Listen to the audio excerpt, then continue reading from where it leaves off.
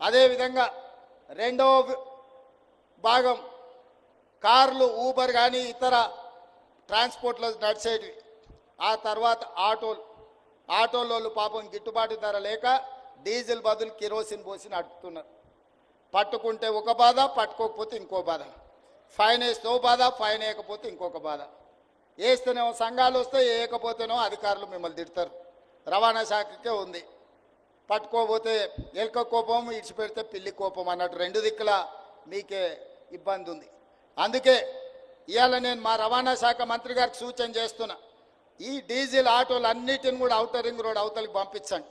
వాళ్ళందరూ ఎలక్ట్రిక్ ఆటోలు కొనుక్కుంటే వాళ్ళకి ఏ రకంగా మనం ప్రత్యేక పథకాలు ఇవ్వగలమో వాటిని మీ అధికారులతో మాట్లాడి ఒక ప్రణాళిక తీసుకురండి.